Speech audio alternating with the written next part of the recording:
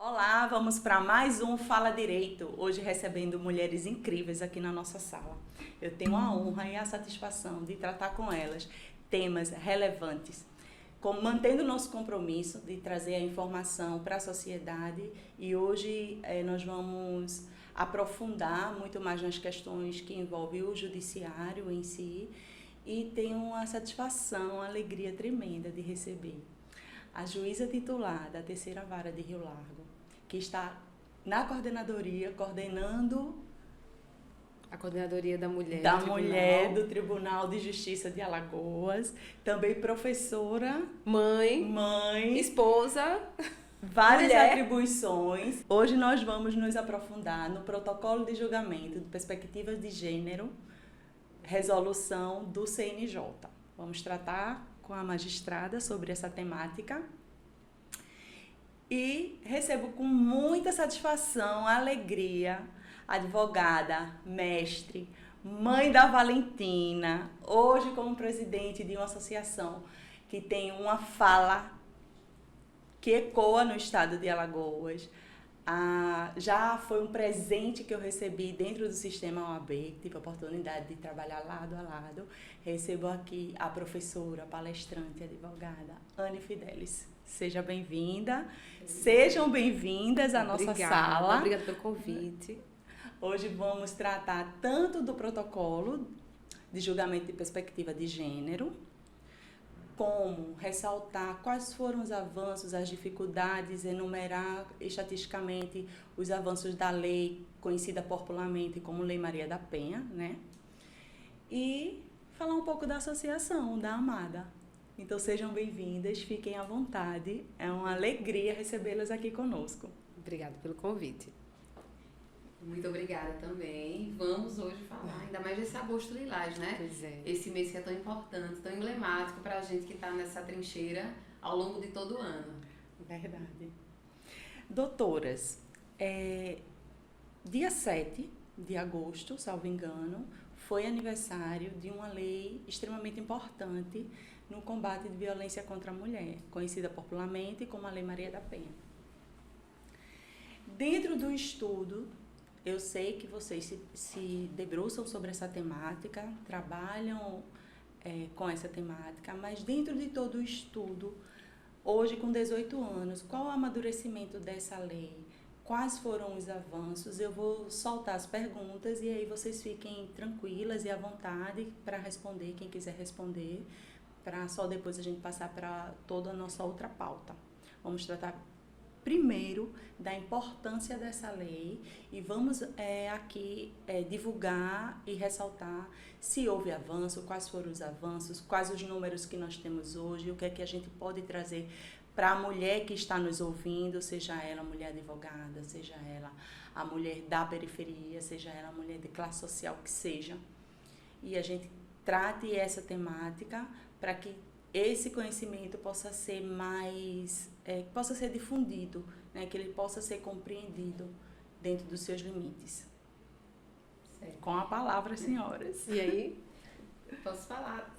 A Lei Maria da Penha, a gente tem falado muito, né? Que alcançou agora a sua maioridade. E eu posso dizer, enquanto advogada que atua bastante nessa área, que eu sempre faço um paralelo. A Lei Maria da Penha pra gente é uma espécie de espada e de escudo, porque nos possibilita inicialmente dar visibilidade à violência. Se a gente está falando de uma violência que é infelizmente associada a elementos culturais que historicamente subalternizam as mulheres de modo geral, é importante dizer que talvez um dos grandes efeitos dessa lei é a possibilidade da gente falar de uma desnaturalização dessa violência e lembrar que ainda existem pessoas que falam frases famigeradas como aquela de que em briga de marido e mulher não se mete a colher. A Lei Maria da Penha ela é considerada uma das melhores leis do mundo justamente porque ela não apenas fala do tema, como obriga o Estado a ter responsabilidade, a promover políticas públicas, a ampliar a sua rede de atendimento especializada em relação às mulheres em situação de violência e, sem dúvida alguma, diante de todas essas tentativas de retrocesso, ver a nossa lei sendo cada dia mais debatida, temos agostos lilazes, temos o mês de março falando sobre essa temática, já é por si só um grande avanço. E hoje nós temos também estatísticas E é importante referenciar que, quando a gente se depara com estatísticas de números sobre violência doméstica e familiar, é importante dizer que grande parte dessa violência, na verdade, ela está sendo simplesmente visibilizada. Então, entendemos que o aumento do número de denúncias por si só já é algo importante a ser comemorado, no sentido de que é uma violência que está saindo da invisibilidade. São rompimentos de silêncios históricos que mulheres, felizmente, cada vez mais têm conseguido atravessar. E falar também da ampliação da rede de enfrentamento e a sua necessidade é fundamental. Aqui no estado de Alagoas nós só temos 3 delegacias, por exemplo. Isso é uma questão, mas a Lei Maria da Penha nos possibilita, com a nossa espada e com esse escudo, cobrar do Estado que haja uma ampliação também nessa rede. Então é uma lei que precisa ser comemorada e que o nosso grande objetivo é que ela um dia não precise existir, mas por hora ela é muito necessária. Inclusive ela é de caráter excepcional justamente por isso, né? Porque ela a partir do momento que não tenhamos mais violência contra a mulher em razão do gênero, ela não mais existirá. Então a gente espera que um dia, talvez não veremos, mas esperamos que nossos filhos ou netos vejam esse momento de não mais precisarmos dessa lei. E ela inaugura um microsistema de proteção à mulher. Em os seus primeiros artigos, ela traz isso. Ela traz os tipos de violência que não são só aquelas, né? A violência psicológica, a violência moral, patrimonial, sexual e a física, mas temos outras violências ali, dentre outras. Temos aquela ali, não números clausos. Contra a mulher existem vários tipos de violência. Temos a violência institucional, que justamente o protocolo de julgamento com perspectiva de gênero trata. Violência institucional, violência política, violência obstétrica, tudo isso é violência contra a mulher em razão do gênero. Então a gente não pode deixar de falar. Mas a lei traz o início disso,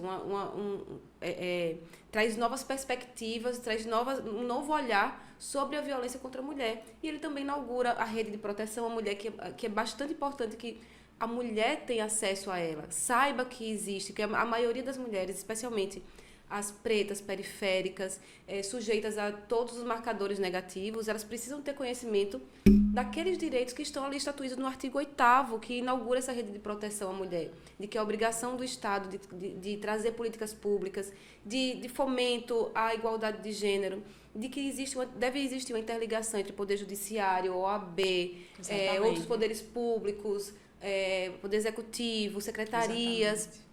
Não só a Secretaria da Mulher, a Secretaria de Saúde, de Assistência Social, do Trabalho. Tudo isso está ali, está dentro da Lei Maria da Penha. E a gente precisa comemorar e aplicá-la efetivamente, para que tenhamos uma diminuição, na verdade, para que equilibremos essa distorção, essa desigualdade que é de poder. Né? Acho importante a gente trazer isso. Então, será que nós conseguimos hoje, diante desse aniversário de 18 anos, que é uma data importante, mencionar algum avanço dessa lei no dia a dia da associação, no dia a dia da coordenadoria? O que é que a gente poderia hoje deixar registrado do que a lei vem avançando no enfrentamento a essa violência contra a mulher? Eu acho que a lei, ela também inaugura, de certa forma, esse compromisso e reforça esse compromisso não apenas da sociedade enquanto cidadãs e cidadãos, mas das instituições. Vejam, nós falamos aqui da Coordenadoria da Mulher no Tribunal de Justiça. Sim. O impacto da mera existência dessa coordenadoria no Tribunal de Justiça, por si só, já é um impacto gigantesco. A ponto, e agora também cito o exemplo de Alagoas, de nós termos, por iniciativa do Tribunal de Justiça, uma Casa da Mulher Alagoana. Isso. Então, ter uma Casa da Mulher Alagoana, que tem espaços da rede, que o próprio Estado não cumpre como uma uma casa de passagem, que a Lei Maria da Penha determina a sua existência, mas infelizmente temos uma lacuna, né, entre a lei e a sua efetividade, mas fazer com que instituições como a OAB, como o Tribunal de Justiça, enfim, participem dessa rede de enfrentamento. Dentro do conceito de rede, existem várias formas de participar. Seja no sentido de participar do enfrentamento, qualquer instituição pode fazer parte, a Amada está nesse lugar, inclusive, mas existe a rede especializada de atendimento. Sim. que também é uma demanda que a Lei Maria da Penha impõe. E eu posso dizer que talvez uma das grandes razões dessa lei ser tão importante é que ela não se preocupa apenas com a punição. Ela não está ali apenas para punir o agressor, ainda que sim, pedagogicamente é relevante e importante, mas ela fala da necessidade de existirem medidas de prevenção para que a violência sequer aconteça. Esse é o nosso maior desejo. É dessa forma que a justiça efetivamente se realiza. E a própria Maria da Penha, recentemente em uma entrevista, falou que o grande desafio, a partir do olhar dela, é pensar estrategicamente nos espaços de prevenção, a começar pelos ambientes escolares. Sim. Maria da Penha vai à escola, Maria da Penha vai à igreja, Maria da Penha vai à comunidade, para que, primeiro, as mulheres efetivamente se empoderem da informação, da lei, da rede, de saber que ela não está sozinha, mas também para que toda a sociedade compreenda as camadas que antecedem a violência. Não adianta dizer que é contra a violência e reproduzir machismo, invisibilizar a colega de trabalho, recriminar a colega advogada, não possibilitar a fala de uma mulher, não possibilitar que ela rompa ciclos de violência. Então, é importante pensar na coerência, por isso que a violência ela é feita de camadas, o feminicídio é a pontinha do iceberg, mas antes disso, existem as formas de violência, existem as interrupções da colega, as apropriações de suas ideias, existe a publicidade machista, está tudo interligado e a Lei Maria da Penha nos possibilita levar esse debate também para vários espaços e ter momentos como esse. O Agosto Lilás existe e é uma campanha importante porque faz com que esse tema aconteça e talvez uma mulher que esteja nos assistindo ou alguém que saiba da situação tenha um despertar a partir desse debate e a Lei Maria da Penha tem muito a ver com isso. Exatamente. Você tocou em um ponto que eu vou até abrir aqui um parênteses para a gente tratar. Quando a gente fala de estrutura, dessa violência que é estrutural, que essa violência é uma violência cultural, eu desconheço, e aí eu jogo aqui na mesa, porque aí pode ser por mera desinformação minha, e vocês podem trazer essa informação aqui para quem está nos assistindo. Qualquer tipo de campanha dentro de escolas, inclusive, quando eu digo escolas, eu sobreponho a escola de primeiro grau, porque é ali onde está a formação, né? Eu desconheço qualquer tipo de campanha, e eu não estou trazendo isso para a nossa região, estou trazendo isso a nível Brasil, porque a gente vai discutir aqui também, vai falar sobre os observatórios. Eu não vejo esse movimento para trazer essa educação em forma de campanha nas escolas. Se realmente não houver, fica a sugestão e talvez a gente possa até trabalhar junto com todo o sistema para que isso aconteça. Esse é um ponto que eu quero trazer para vocês esclarecerem.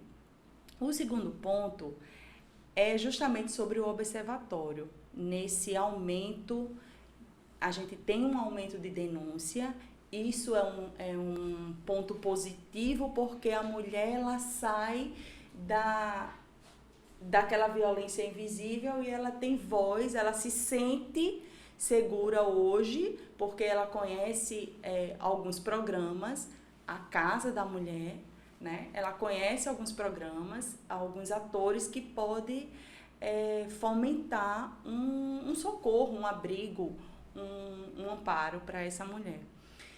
E os observatórios nacionais, a gente está falando de número nacional e está usando o nosso país, lógico, como referência, mas a gente vê o crescimento das denúncias, sim, mas a gente vê também o crescimento do feminicídio. A gente tem a última informação do Banco Nacional, que foi registrado em 2023, nos traz uma informação triste que em 2022 a gente teve um aumento muito grande. Acho que estava no finalzinho da pandemia, que também foi um ponto que sobressaltou os nossos olhos da violência doméstica no período da pandemia. Acredito que a gente até conversou sobre esse tema na época. E aí eu quero deixar a pergunta, por total desconhecimento meu, se existe qualquer tipo de campanha. Caso não exista, a começar da nossa casa, a começar do nosso estado, que a gente possa sugerir e encampar essa questão, porque a gente tem uma lei posta. Hoje a gente educa advogados, advogadas, policiais, A gente traz a informação para o judiciário de todos os protocolos, do que a lei prevê, de como agir. Só que a educação fica a largo. É um dos eixos, inclusive, de prevenção da Lei Maria da Penha. O artigo 8º, inclusive, ele traz 4 Ótimo. eixos da rede de proteção, que é prevenção, repressão, que é o combate, assistência e garantias de direitos. E a educação é a parte preventiva. Sim. Tanto é assim que o Poder Judiciário daqui de Alagoas, não só de Alagoas, eu acredito que todos os tribunais devem ter, porque a gente fala muito sobre isso na troca de experiências entre as coordenadorias, de vivências. A gente tem o Maria da Penha vai à escola. Junto com o PCJE, que é da ESMAL, a gente sempre faz isso, estimulamos os colegas para que façam campanhas, para que façam palestras dentro das escolas, das suas comarcas, e é algo que é muito feito. Só que, assim, é muito complicado, é um juiz, dentro de uma comarca, tem várias escolas ali. Então, é algo que a gente fomenta e é feito efetivamente. E quando é feito, não tem uma vez que a gente faça as palestras dentro das escolas, ou que a gente leve os alunos até o espaço do Poder Judiciário, que não saia alguém encaminhado para a rede de proteção.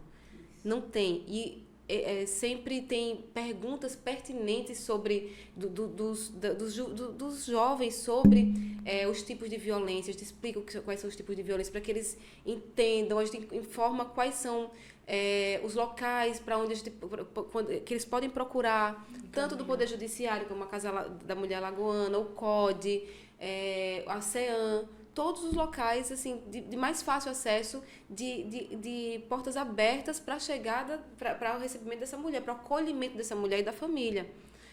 Até porque a violência doméstica e familiar contra a mulher não atinge apenas a mulher, atinge toda a família. E a família deveria ser a primeira rede de proteção. E muitas vezes essa mulher não encontra a rede de proteção dentro da família e ela não consegue romper. Não é nem o ciclo que a gente fala, mas a professora Alice Bianchini trouxe a escalada da violência, né, aquela espiral da violência. Ela não consegue romper essa escalada da violência porque ela não tem o primeiro acolhimento que é dentro da família. E aí entra a rede de proteção pública ou privada por ONGs, por escolas. É por isso que a gente precisa também não só ir à escola para falar com os alunos, com crianças e adolescentes, como também capacitar professores e diretores das escolas, para que saibam para onde é que eu vou levar, se eu souber, como é que eu vou receber uma criança cuja família esteja passando por uma situação de violência familiar. Inclusive para saber quais providências tomar quando essa criança é vítima também de abuso sexual, que não é raro, infelizmente. Então, a gente precisa tratar da educação de forma mais séria e robusta. E para isso é necessário que a gente se una, Tribunal de Justiça com a OAB, sim, com segurança pública, com todos esses setores de educação, de saúde, de assistência social, de trabalho, para que a rede de proteção ela seja mais robusta e que a mulher tenha mais coragem de chegar e de se despir, conseguir romper essa escalada da violência, essa espiral da violência. Perfeito. Eu vi uma matéria, até ia comentar com a Anne, teve um treinamento, um curso pela escola de governo, alguma coisa no sentido para segurança.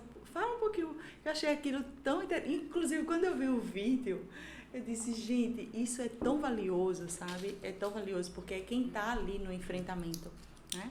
É quem está ali no ostensivo, é a pessoa que vai atender uma ocorrência. Como é que foi, Anne, isso aí?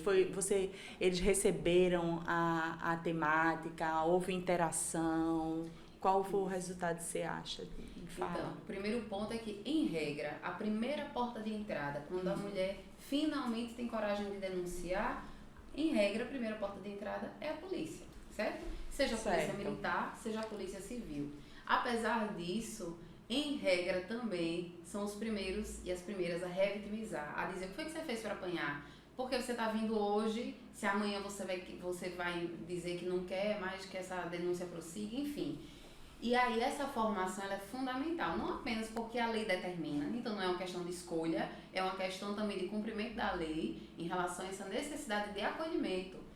É entender que servidores e servidoras, especialmente do sistema de justiça e especialmente de segurança, precisam saber acolher e não julgar. Né? Interessante até estar falando isso diante de uma magistrada, mas infelizmente a gente se depara, e até por conta da nossa formação cultural, com pessoas que apesar de terem um dever legal de atender e acolher, de realizar verdadeiros julgamentos quando esta mulher finalmente tem coragem de bater naquela porta.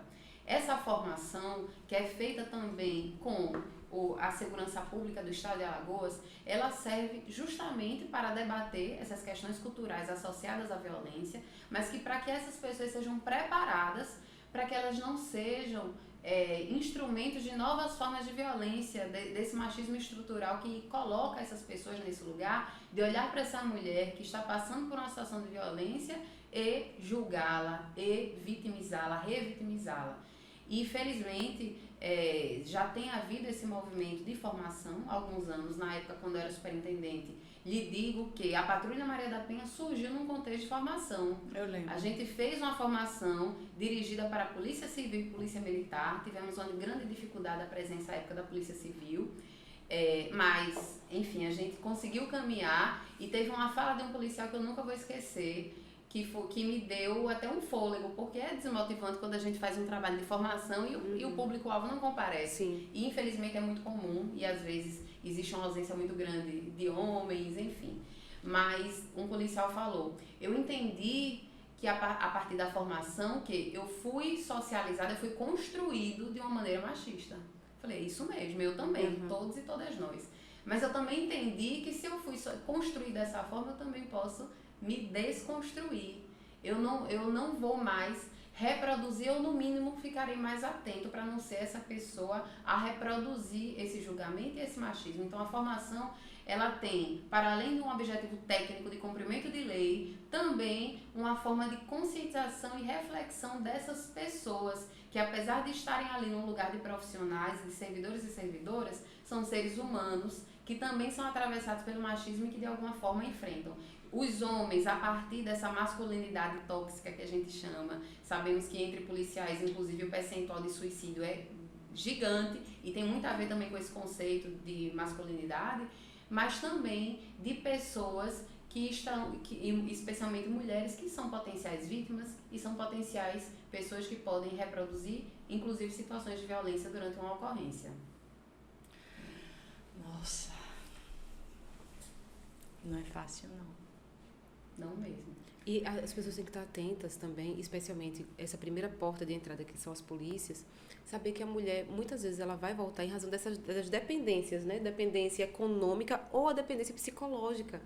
E muitas vezes a mulher, ela tem um nível social mais alto, inclusive, aí pergunta, mas ela não tem dependência econômica, mas tem a dependência psicológica. E a violência doméstica, e família contra a mulher, ela atinge qualquer camada da sociedade. Todas as camadas, com certeza. Todas as camadas. Com certeza, a mulher que é mais vítima de violência, que está mais suscetível a violências contra a mulher, as violências de gênero contra a mulher, são as mulheres cujos marcadores, aí até interseccionalidade, né? Que estejam em situação de maior vulnerabilidade, que seja econômica, social, de escolaridade, raça, religião, que é muito importante a gente saber disso, né? Que a religião também torna a mulher ou a empodera ou a subjuga. De raça, que é muito importante saber, da gente ter essa consciência que as maiores vítimas de violência contra a mulher, de feminicídio, inclusive, são as mulheres pretas e periféricas. Então, escolaridade, social, econômico, quanto piores os marcadores, mais essa mulher está sujeita à violência. Isso não quer dizer que as mulheres da alta sociedade também não estão sujeitas, e muitas vezes elas se prendem ali no silêncio justamente pela vergonha ou pela dependência psicológica. E falando, velho, pode falar. Não, eu só ia mencionar um dado que eu acho que é muito relevante. Quando um trabalho é feito com profundidade técnica, atenta à realidade local brasileira, o quanto pode ser eficaz. Política pública de segurança eficiente é aquela que atenta a esses pormenores e que não se constrói apenas, né, no que as pessoas acham sobre o problema. E aí, nesse lugar, eu cito a Patrulha Maria da Penha. Apesar dos indicadores de feminicídio serem muito perversos, quando a gente olha para as estatísticas de feminicídio e para a realidade, a exemplo da Patrulha Maria da Penha, que é uma política pública de segurança, eu posso trazer um dado muito importante. São mais de 6 mil mulheres que já foram atendidas pela patrulha. É um trabalho realizado em cooperação com o Tribunal de Justiça que faz o encaminhamento das medidas protetivas. Ou seja, são mulheres que tiveram a coragem de denunciar e que foram acolhidas pelo Estado de alguma forma. Sim. Entre essas 6 mil mulheres que foram atendidas pela Patrulha Maria da Penha, nós temos um indicador de 0% de feminicídio. Sim, todas as mulheres que foram acompanhadas pela patrulha estão vivas. Isso é importante dizer porque grande parte das mulheres que não denunciam são mulheres que nunca denunciam, que são vítimas de feminicídio, são mulheres que nunca denunciaram. São mulheres que subestimaram a violência. Eu cito o caso da Valquíria, que foi assassinada no shopping pelo ex-companheiro.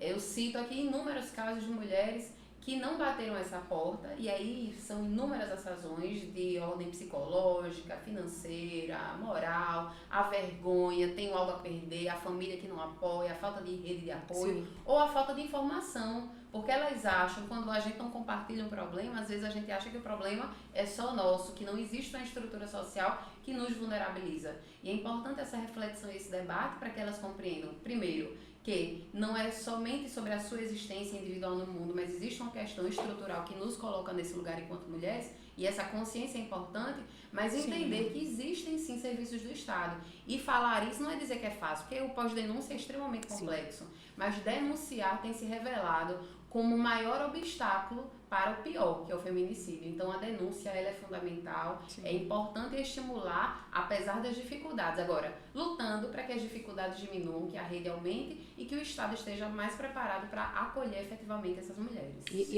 eu gostaria de dar um destaque à patrulha, justamente porque aqui em Maceió, a patrulha teve 0 feminicídio, né, das suas assistidas, nenhuma assistida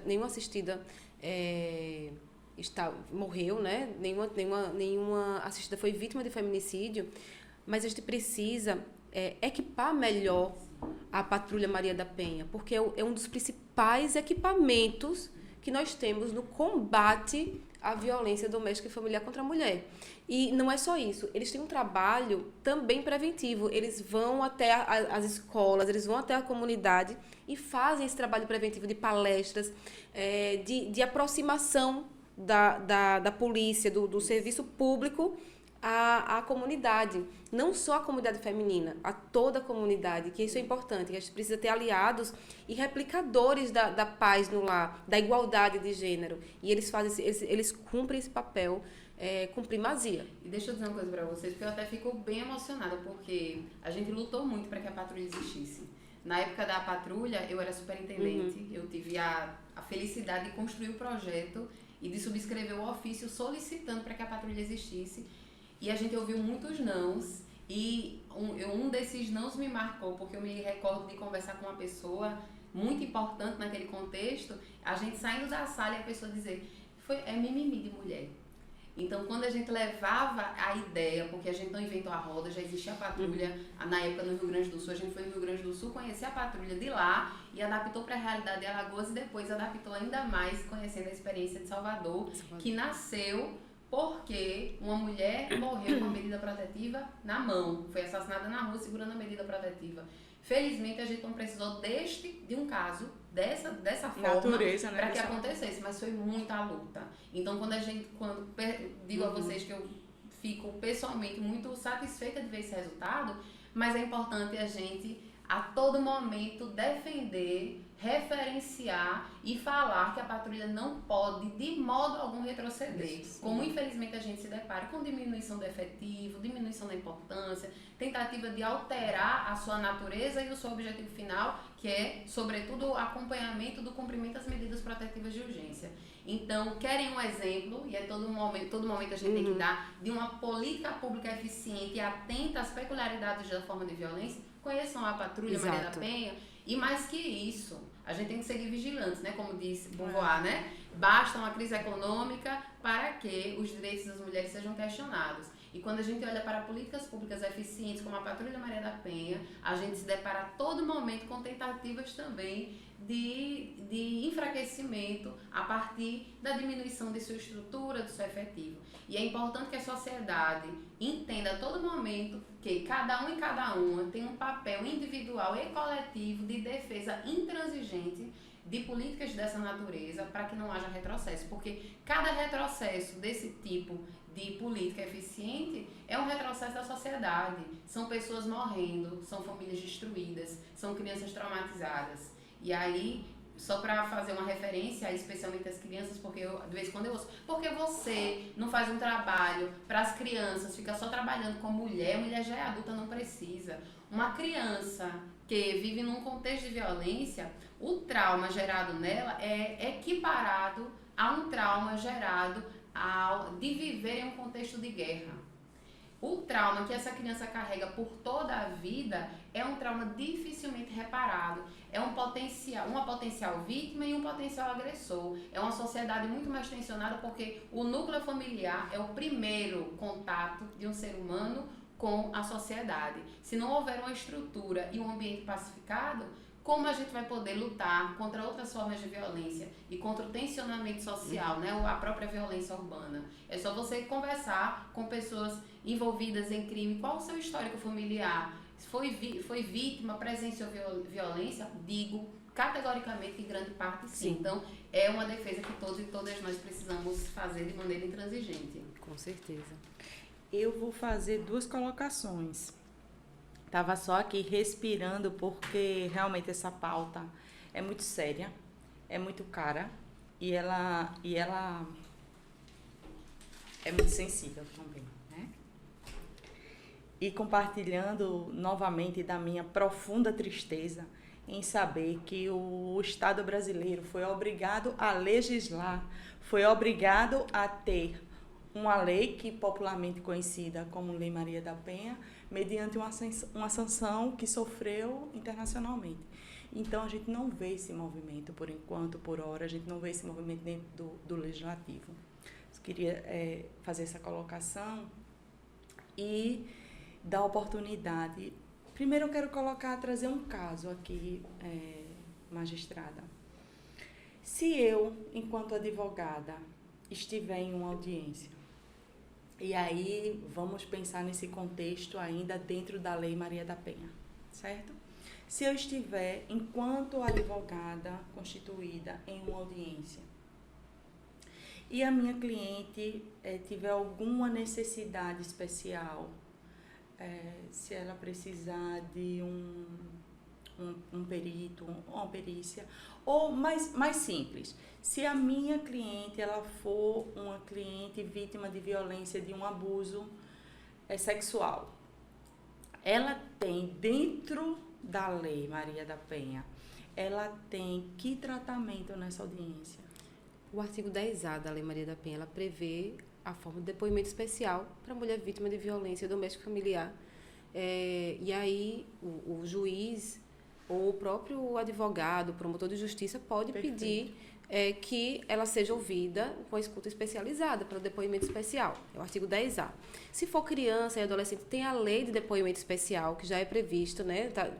O depoimento especial de crianças ou adolescentes vítimas ou testemunhas de violência sexual ou de violência doméstica ou familiar. E aí o juiz tem que ter essa sensibilidade de saber que muitas vezes nós não sabemos tudo na vida. Sim. Muitas vezes a gente não está habilitado para ouvir aquela mulher de forma a não revitimizá-la. E a gente precisa prestar atenção que o Poder Judiciário ele não pode ser reprodutor de violências institucionais. Nós precisamos entender que o Poder Judiciário é um poder emancipador, que traz a justiça e a igualdade. E se a gente fizer dessa forma, se a gente tiver a sensibilidade de saber que naquele momento eu não vou saber fazer conduzir uma audiência, fazer perguntas ou deixar que se façam perguntas que revitimizem a mulher, tem que ter essa sensibilidade de dizer, olha, então vamos ouvi-la por depoimento especial.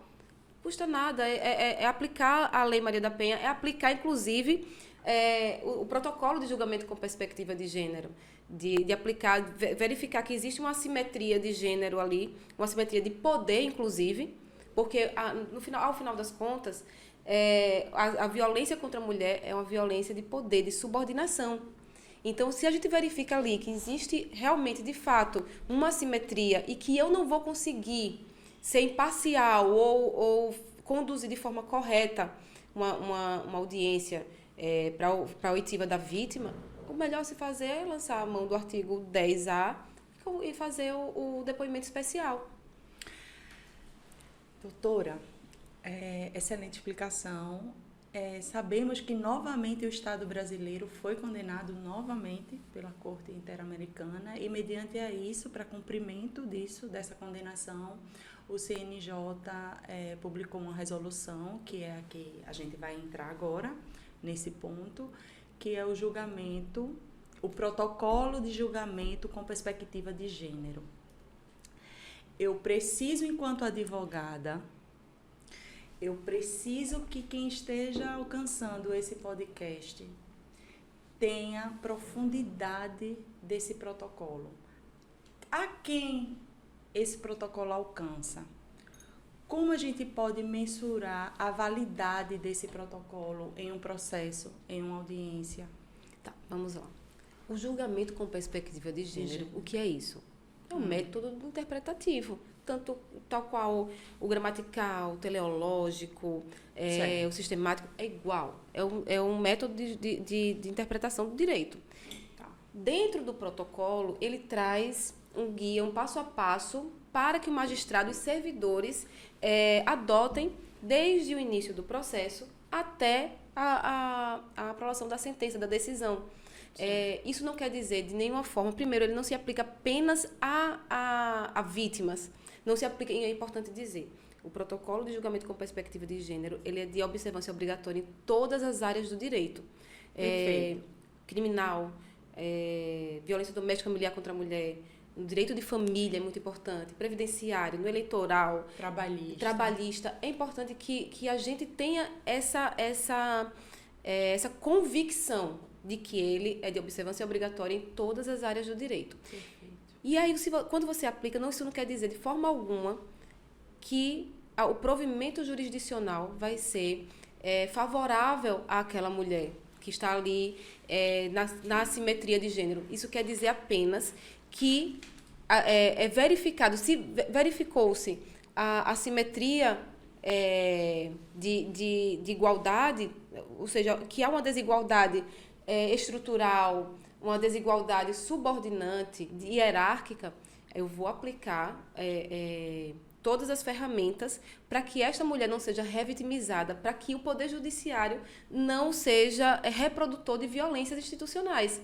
Então, é importante que a gente tenha essa noção e de que, de forma alguma, o juiz é parcial quando o aplica. Pelo contrário, se o juiz verifica que existe uma assimetria ali, de que existe uma desigualdade estruturante, eu serei parcial se eu não adotar as medidas necessárias para o equilíbrio dessas forças.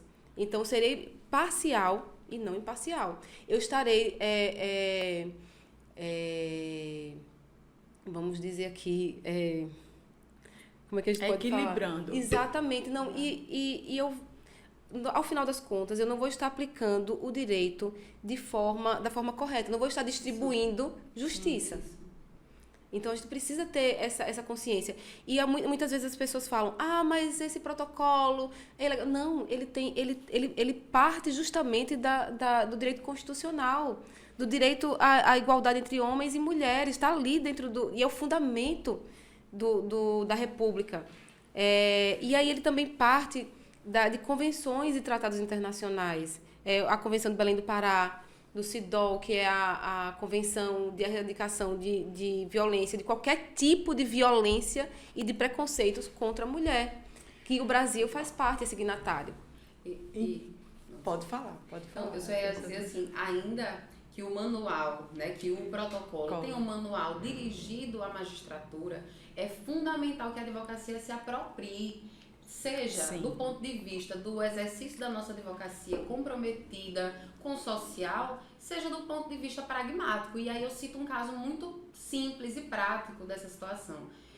Imagine uma situação de assédio sexual, Sim. onde há uma dificuldade probatória tremenda, porque são violências que, em regra, são produzidas dentro de lugares fechados e a dificuldade de produzir prova nesse contexto é extremamente difícil. Aí chega o protocolo e fala da importância da palavra da vítima e que reconhece esta dificuldade probatória como um elemento a ser considerado. E aí chega um advogado, e aí a advocacia, que é importante estar atenta, precisa referenciar isso no momento em que essa questão for levantada pelo assediador, né? Não tem provas? Claro que não tem provas. Você produziu essa violência de uma maneira doméstica, de uma maneira reclusa, como em regra essas violências são produzidas. E aí eu me recordo de um caso prático que o advogado, para tentar desconstituir o assédio, a situação de assédio, além de dizer que não havia provas, desconsiderando absolutamente o trauma devidamente comprovado daquela vítima de assédio sexual, disse que essa moça, e eu estou falando de um caso real, ela não poderia ser vítima de assédio porque ela não tinha atributos físicos para tal.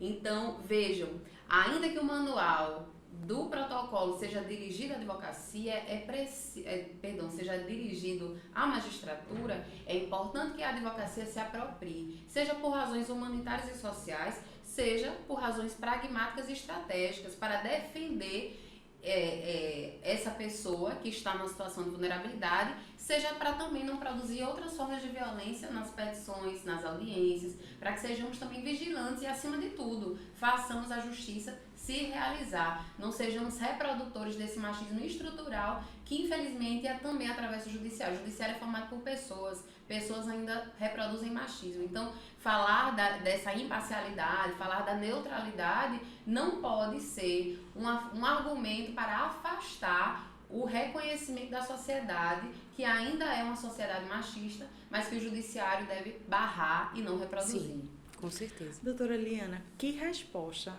a senhora daria se ouvisse a seguinte afirmação, não foi nenhuma pergunta, que o princípio constitucional da legalidade é violado por esse protocolo? Foi o que eu acabei de falar.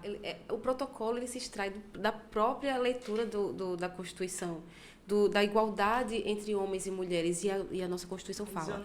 Não é igualdade de todos, é igualdade entre homens e mulheres, está lá dito de forma clara. É um dos fundamentos da República a eliminação de qualquer tipo de preconceito de raça. A Constituição de 88 fala em sexo, mas é de gênero também. Qualquer tipo de preconceito, raça, cor, gênero, religião, se extrai daí. O que é mais um fundamento maior do que a própria Constituição. E, além disso, como eu falei, convenções e tratados internacionais dos quais o Brasil é signatário. Eu repito, a Convenção de Belém do Pará e o CIDOL, que é a Convenção... a Convenção de Erradicação a qualquer tipo de violência contra a mulher, de preconceito contra a mulher, que é o CIDOL. Doutora Liana, e o protocolo, ele é opcional? Não. Assim, era uma recomendação, em 2022 ele era uma recomendação, e a partir de 2023, pela resolução 492 de 2023 do CNJ, ele passou a ser de obrigação, de observância obrigatória em todas as áreas. É importante que a gente frise, em todas as áreas do direito. E determina ainda na resolução 492 a capacitação anual dos magistrados e servidores. Na verdade, fala magistrados, mas a gente, aqui no Tribunal de Justiça a gente faz magistrados e servidores sobre os temas de direitos humanos, raça, etnia e gênero. É importante que a gente tenha, que o magistrado tenha um letramento racial, de etnia e de gênero, de direitos humanos, porque o direito da mulher, a violação do direito das mulheres é violação de direitos humanos. É importante que a gente tenha isso em mente. E a gente sempre fala, eu sempre falo com as outras juízas da Coordenadoria da Mulher, isso foi até a doutora Luana, que também é da Coordenadoria da Mulher, a gente chegou à conclusão de que, então, através de estudos mesmo, numa coisa da nossa cabeça, fontes da cabeça, não. o homem, a maioria dos homens, eles não sentem empatia pelo sofrimento da mulher. E olha, vejamos a diferença de tratamento. Outro dia eu estava dando aula também sobre o protocolo, a assimetria. Temos a violência contra animais, né, maus tratos de animais, a pena é de 2 a 5 anos de reclusão. A mulher é vítima de violência, de lesão corporal, está lá artigo 129, parágrafo 13, no ambiente doméstico familiar, a pena não passa de 8 anos, ou de 4 anos. Eu não estou dizendo aqui que eu sou a favor aos maus tratos de animais, estou falando da simetria, da forma como a mulher é vista na sociedade. E aí o homem, e muitas vezes as mulheres também, não sentem, não se condoem com a dor de uma mulher sendo vítima de violência, porque o homem, na verdade, porque ele jamais será vítima de violência por ser homem. Então, ele não consegue se enxergar naquela situação específica de violência, porque ele jamais será estuprado por ser homem. Mas a gente é estuprado por ser mulher. Ele não precisa passar, atravessar a rua para não ser assediado. A gente, sim. As nossas dores sendo amplificadas para quem tem a caneta na mão. Para quem possa realmente ali fundamentar.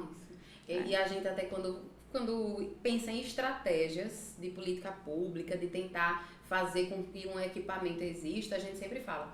Entre as mulheres a gente fala das nossas dores, entre os homens a gente vai apresentar os números, os indicadores. É por isso que a gente acaba sempre entrando nesse viés do pragmatismo. Olha, isso aqui é importante, porque a partir disso nós vamos conseguir reduzir as estatísticas de violência. Porque tá feio para Alagoas a situação como tá. Quando a gente vai apresentar lá atrás políticas públicas na segurança, na saúde e no serviço social, olha, temos que ter uma casa-abrigo. Hoje só tem uma casa-abrigo em todo o estado de Alagoas. Quer passar essa vergonha?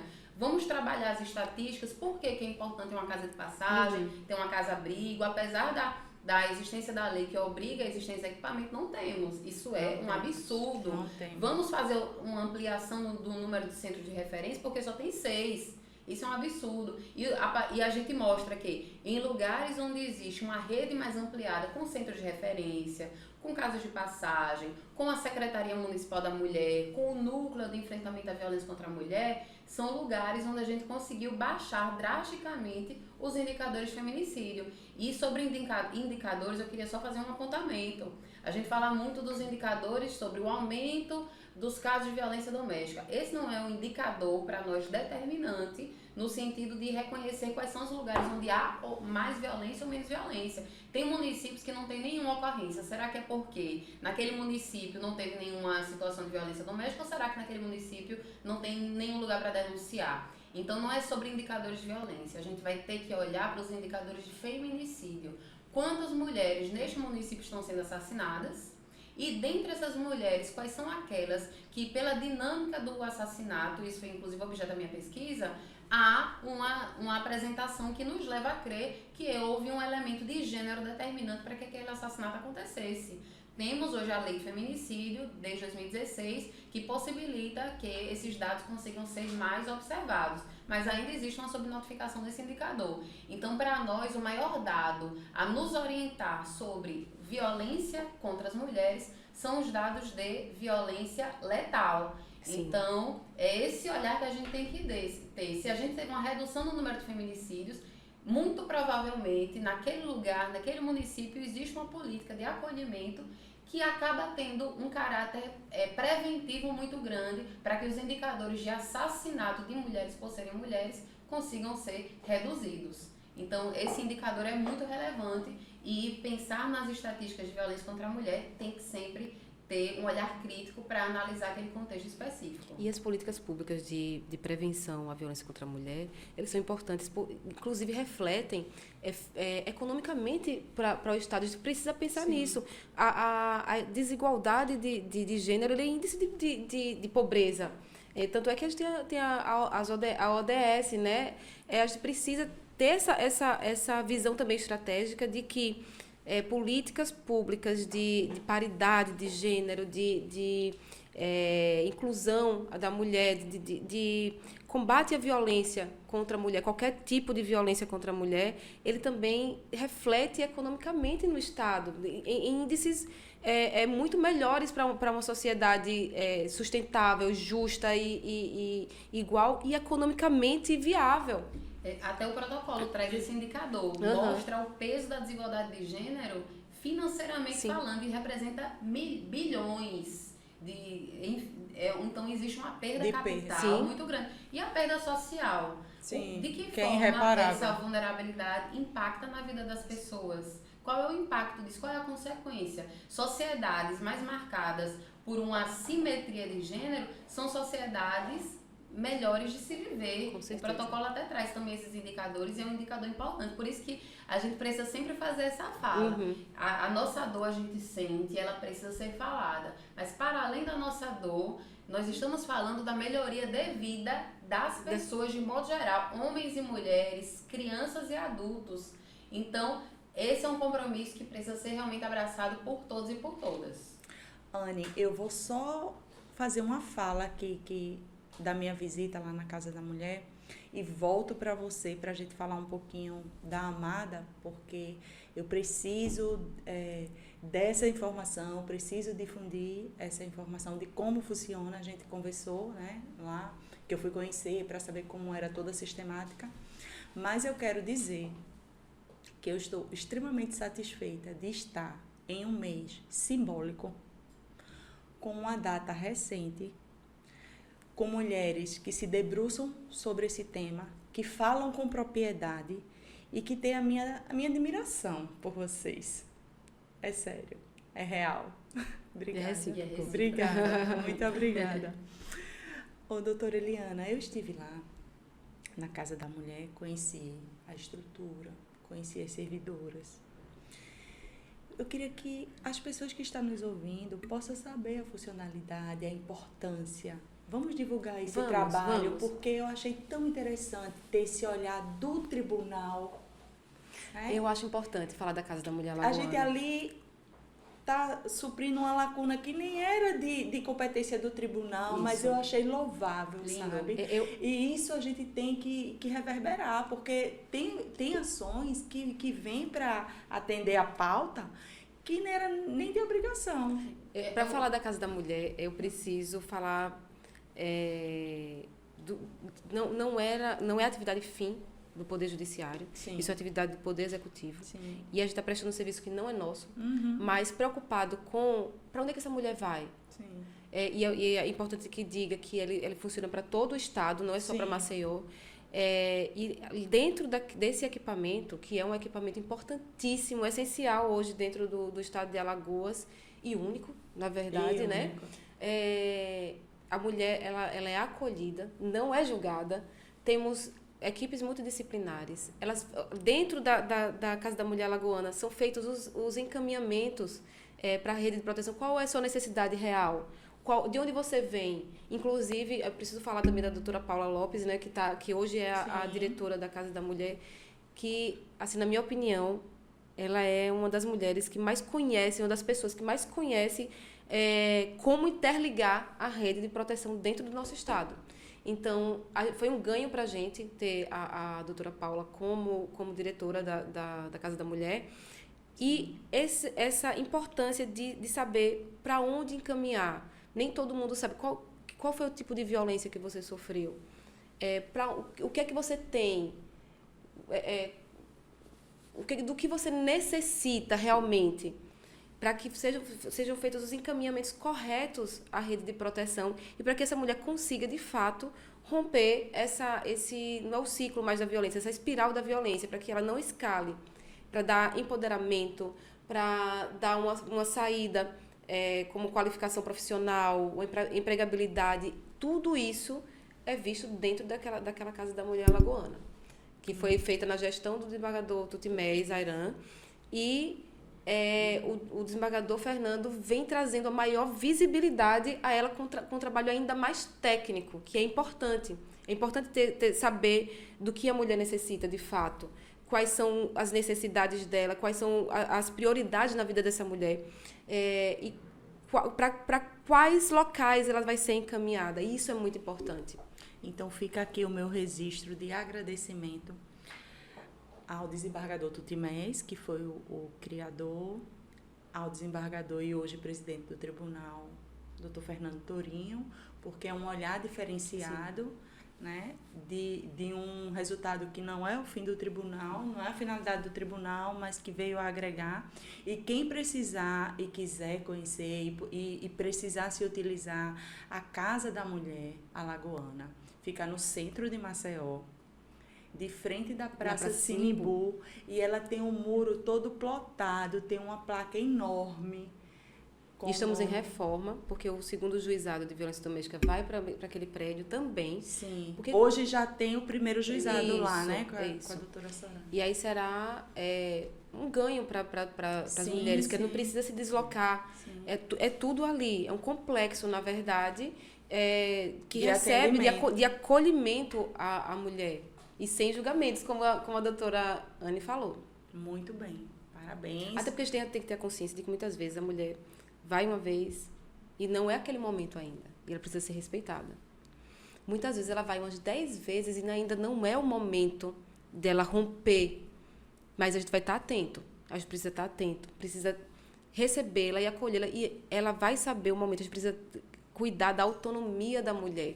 Saber que ela vai ter o momento dela de sair daquele ciclo e saber... E ela sabe que ali ela tem um acolhimento, de fato.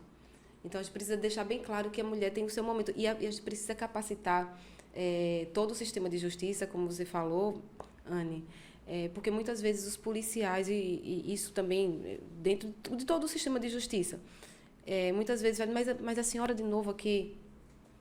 Não, muitas vezes a mulher passa anos dentro da violência, vivendo a violência, que ela não sabe mais nem quem ela é. Ela não sabe o que é dignidade. Então, quando a gente pergunta mais uma vez, mas a senhora aqui de novo, muitas vezes faz assim, mas isso nem é violência. Não cabe a ele dizer, cabe ao juiz dizer se isso é violência ou não. Isso afasta a mulher e a coloca de volta naquele ninho de violência, para a escalada ainda maior, porque pode chegar ao feminicídio. É isso que a gente não quer. A gente quer que rompa esse tipo de violência. E a gente só vai conseguir romper quando a gente acolhe, de forma técnica, de forma capacitada, de forma empática. E é isso esse instrumento que a Casa da Mulher tem. Parabéns pelo trabalho, pela coordenação, pela forma que conduz todo no ensinamento, no tratamento, no acolhimento. Parabéns, doutora Helena. Obrigada. Parabéns. É um serviço, eu queria falar, não é meu. É conjunto. A Coordenadoria da Mulher tem várias mulheres. É capitaneado, ao final das contas, pelo presidente do Tribunal de Justiça, que realmente tem uma sensibilidade para o tema. É importante que a gente tenha pessoas sensíveis na cúpula do Poder Judiciário, senão a gente não consegue trabalhar. Sim. Anne, conta pra gente como que está funcionando a Amada, essa associação importantíssima. Quando eu fui na Amada, eu disse, Anne, eu quero entender como é, porque tem outras associações, me explique. Ela me explicou, não era nada do que eu pensava. Eu disse, que bom que eu vim aqui, não foi, Ana? Eu disse, que bom que eu vim aqui. Conta para quem está assistindo esse podcast. Talvez até pessoas possam depois, né, se identificar. E eu já vi que o Instagram é todo independente. Você vai lá no Instagram e no próprio Instagram você já consegue ficar como associada, tem um linkzinho, né? Isso. Vai, me conta como é que está funcionando aí essa associação. Então, é como eu até mencionei, não adianta dizer que é contra a violência e reproduzir de outras formas. E uma dessas formas que a gente precisa debater também, e que foi, de certa forma, o nascedouro da nossa instituição, foi falar sobre representatividade, sobre ocupação dos espaços de poder, até porque a gente só vai conseguir evoluir em determinadas políticas públicas, em determinadas ações e olhares, se a gente tiver diversidade nos espaços. A gente precisa de mais juízas, de mais desembargadoras, não dizendo o que é melhor ou pior, mas reconhecendo a importância dessa diversidade. Enquanto advogadas, nós advogadas atentas a essa realidade, nós passamos a compreender a importância de nós nos unirmos, de nós formalizarmos aquilo que a gente já fazia de maneira independente. Antes éramos o Coletivo Advogados de Alagoas, e enquanto coletivo a gente já fazia muito barulho. Aí a gente entendeu pela necessidade de formalizar para que os CPFs pudessem ficar mais tranquilos e o CNPJ pudesse trabalhar. Aí a gente sempre brinca, né? O CNPJ pode fazer tudo que a gente, enquanto CPF, às vezes não podia fazer. E aí nasceu a AMADA, que é a Associação das Mulheres Advogadas de Alagoas, e que hoje já tem um trabalho reconhecido local e nacionalmente. Nós fizemos ações a nível nacional, como a luta pela aplicação da paridade, a paridade nas listas sextulas da OAB, dialogamos com o Ministério Público, que também é outra porta de entrada, que precisa também ter esse olhar e dizer que o CNJ já é uma referência. Eu sou fã do CNJ, a partir da instituição do protocolo, a partir também da regulamentação e do reconhecimento dessa diversidade de gênero, inclusive para a ascensão das magistradas aos tribunais. Já temos várias filhas da paridade entrando nos tribunais e tendo mais desembargadores. E por que isso é importante? Justamente para a gente ter condições de falar das nossas dores com pessoas que geralmente sentem essas dores, que reconhecem essas dores, no mínimo tem uma probabilidade maior de senti-las na pele. Porque ainda que nós reconheçamos, e nós enquanto advogadas também precisamos reconhecer privilégios às vezes simplesmente por ter acesso à educação, coisa que muitas vezes as nossas clientes, as mulheres que nós apresentamos e atendemos não tiveram. Então, reconhecer isso, lutar pela representatividade, inclusive de maneira estratégica, objetiva, propondo projetos de lei, dialogando com autoridades, dialogando com o poder, com pessoas que têm o poder da caneta para alterar essa realidade e também para a gente se cuidar uma das outras. As amadas sabem, as que estiverem aqui nos ouvindo, o quanto a gente se cuida, o quanto a gente vai para a audiência junto. Eu também fui cuidada. Né? Eu sou cuidada todos os dias, a gente conversa, desde cuidados ao longo do exercício da nossa advocacia, de um despacho, de uma dúvida, o que fazer, até o cuidado da escuta, do acolhimento, de dizer, você está precisando de quê? De ajuda, você está grávida, você não tem como ir nessa audiência hoje. A gente está junto. Então, a associação nasce nesse contexto de um debate público e coletivo, assumindo o nosso compromisso social e nosso controle social. Hoje, a AMADA faz parte do Conselho Estadual de Defesa dos Direitos das Mulheres. Sim. Fomos eleitas para fazer parte desse conselho, que é um conselho importantíssimo, mas também nós, enquanto amadas, e assim que nós nos chamamos, nós fazemos esse trabalho de autocuidado, de formação interna, de network, de troca, de contratação entre nós mesmas. E agora, recentemente recebemos uma comenda e agora nós somos uma instituição que está na iminência de ter um reconhecimento da nossa função social, do interesse público a nível de estado e municipal.